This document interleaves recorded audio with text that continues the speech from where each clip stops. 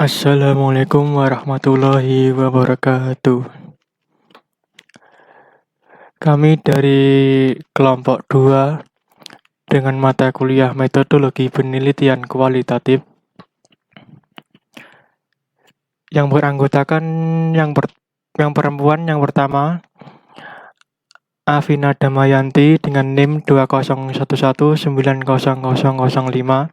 Yang kedua Alvina Yuli Cahyanti dengan NIM 2011900017. Yang ketiga Anissa Ilma Rahmawati dengan NIM 2011900027. Selanjutnya Amin Suprihatin dengan NIM 2011900019.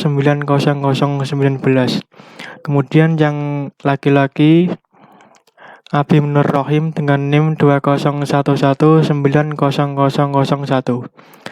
Yang kedua yaitu Ahmad Zulhan Nababi yaitu dengan NIM 20119008. Di sini kami akan menjelaskan jenis, karakteristik, dan keunggulan metode kualitatif. Yang pertama tema kami yaitu menurut Jacob, kemudian yang kedua menurut Creswell, yang ketiga yaitu kesamaan dalam metode kualitatif, yang ketiga yaitu karakteristik metode kualitatif, yang keempat yaitu keunggulan metode kualitatif. Langsung saja. Yang pertama yaitu menurut Jacob. Ini yaitu foto Jacob. Yang pertama yaitu etologi manusia. Yang dimaksud dengan etologi manusia yaitu mempelajari perilaku manusia dalam kondisi yang alami. Jadi manusia itu mempunyai perilaku yang berkembang dan dinamis dikarenakan lingkungan mereka yang berubah. Akan tetapi, ada perilaku manusia yang dibawa sejak lahir atau biasa yang disebut imbron dan tidak terpengaruh oleh lingkungan di sekitarnya.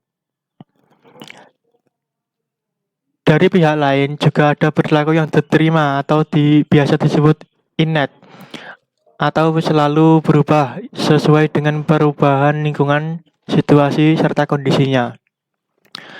Perilaku bawaan sudah ada sejak manusia dilahirkan, sedangkan perilaku turunan diperoleh dari orang yang terdekat melalui orang tua, tetangga, teman, ataupun masyarakat di sekitarnya. Yang kedua yaitu etnografi holistik. Yang dimaksud dengan etnografi holistik yaitu mempelajari kebudayaan secara utuh.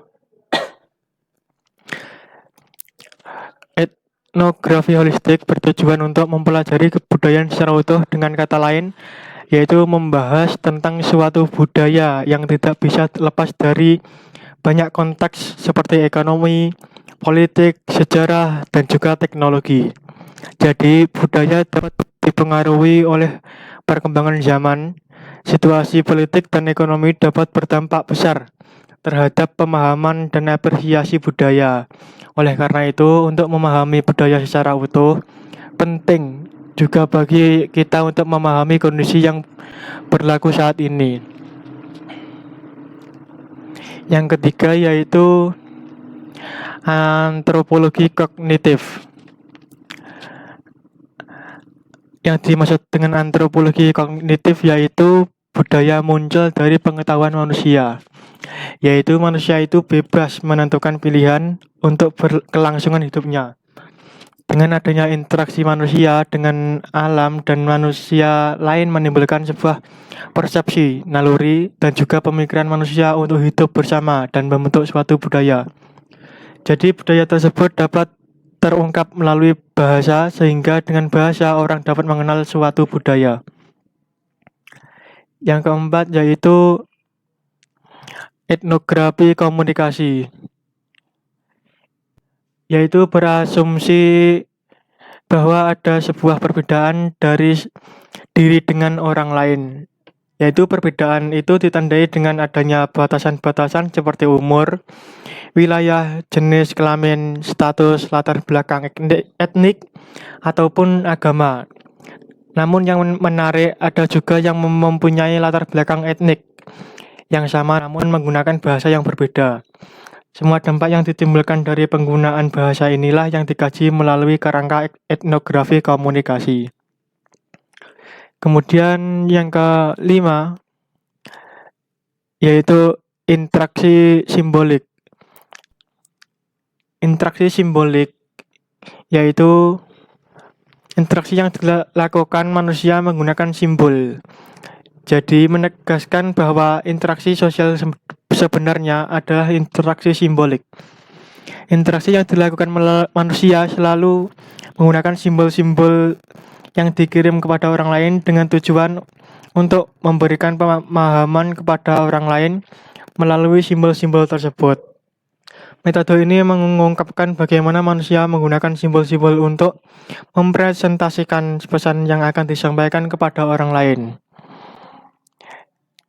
Yang terakhir yaitu psikologi lingkungan, yaitu mempelajari hubungan antara perilaku manusia dengan lingkungan fisik. Seperti metode etologi manusia, jelaskan bahwa manusia dapat merubah lingkungan dan juga sebaliknya. Cara berpikir pun dan juga berperilaku manusia sangat bergantung pada kondisi di lingkungannya. Tujuan dari metode ini adalah mempelajari perilaku manusia yang benar-benar dipengaruhi oleh lingkungannya.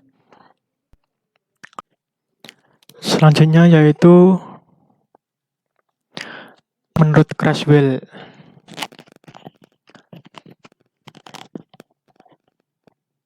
Ini adalah foto Creswell. Yang pertama yaitu biografi. Saya akan menjelaskan sedikit biografinya, yaitu menurut Denzin dan Lincoln pada tahun 1994 berpendapat bahwa dengan menggunakan metode ini, peneliti dapat mengungkapkan arti ke dalam dari pengalaman dan sejarah hidup seseorang yang nantinya akan menjadi terpecahkan kepada orang lain. Istilah perpecahan di sini dapat diartikan sebagai tindakan, problematika, dan juga sejarah hidup seseorang yang bermanfaat untuk orang lain. Asumsi penting dari metode ini adalah setiap pengalaman hidup seseorang mempunyai arti khusus dan bermanfaat bagi orang lain. Data yang dihasilkan dari metode ini bisa melalui wawancara, dokumenter, dan juga arsip-arsip yang ada. Yang kedua yaitu fenomenologi. Metode ini didasari oleh filsafat fenomenologi yang dikembangkan oleh Edmund Husserl.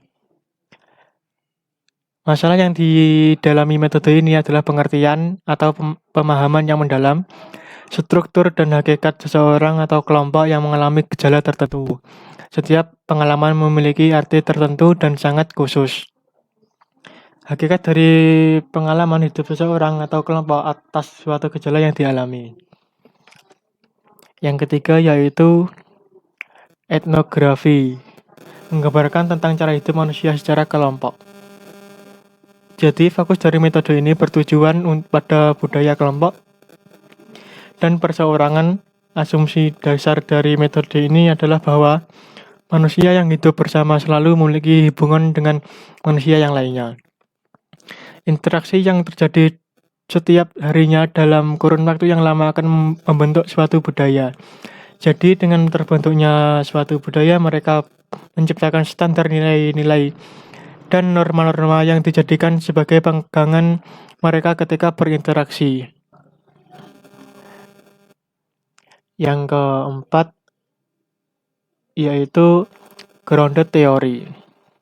Grounded teori ini dikembangkan oleh Glaser dan Staurus.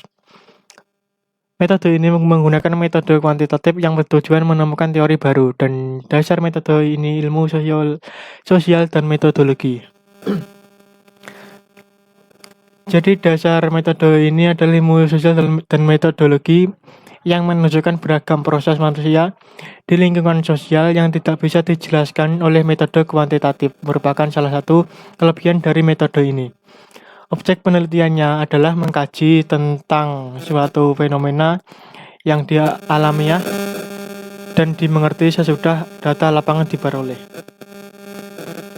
Kemudian yang terakhir, case study merupakan salah satu metode kualitatif yang lebih mendalami tentang suatu kasus dengan mengumpulkan beragam macam sumber informasi. Suatu kasus menjadi menarik karena ada cara khusus yang dimiliki orang lain maupun bagi peneliti. Jadi peneliti harus bisa menangkap kompleksitas dari suatu kasus dan kasus tersebut haruslah bersifat tunggal dan khusus.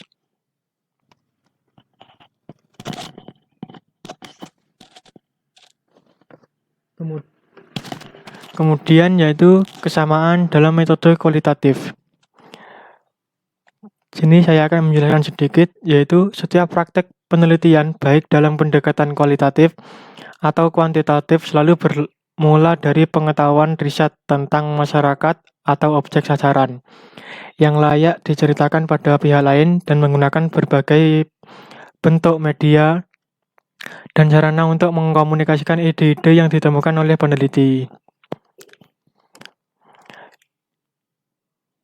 Jadi dapat disimpulkan bahwa yang pertama yaitu melibatkan referensi detail-detail pengamatan empiris ke suatu kesimpulan umum. Yang kedua yaitu keterbukaan menerapkan metode pengumpulan data yang sistematis dan terbuka hingga bisa dinilai oleh pihak lain. Yang ketiga yaitu perbandingan membandingkan data, mencari kesamaan dan perbedaan untuk menemukan pola tertentu pada data. Yang keempat yaitu koreksi menggunakan prosedur untuk menghindari kesalahan analisis dan penarikan inferensi. Kemudian karakteristik penelitian metode kualitatif. Yang pertama yaitu menggunakan pola pikir induktif. Yang kedua yaitu sering digunakan untuk menghasilkan grounded teori. Yang ketiga yaitu perspektif emik atau partisipan sangat diutamakan dan dihargai tinggi. Yang keempat yaitu tidak menggunakan rancangan penelitian yang baku. Yang kelima yaitu dilakukan atas dasar fenomenologis. Yang keenam yaitu berfungsi sebagai alat pengumpulan data. Yang ketujuh yaitu analisis data dilakukan selama penelitian sedang atau telah berlangsung. Yang kedelapan yaitu hasil penelitian berupa deskripsi dan interpretasi. Yang terakhir yaitu disebut juga penelitian alamiah atau inquiry naturalistik. Kemudian keunggulan metode kualitatif. Yang pertama yaitu sifatnya yang realistis dari metode ini. Yang kedua yaitu terbuka pada lebih dari suatu pandangan. Dalam hal ini pandangan dan informasi dari diri partisipan. Yang ketiga yaitu pembahasannya mendalam dan terpusat karena datanya digali secara mendalam. Yang keempat yaitu datanya sangat mendasar karena berdasarkan fakta, peristiwa, dan realita. Terima kasih atas perhatiannya, semoga bermanfaat. Sekian dan terima kasih dari kelompok kami. Apabila ada kurang lebihnya, kami mohon maaf. Billahi taufiq wal hidayah. Wassalamualaikum warahmatullahi wabarakatuh.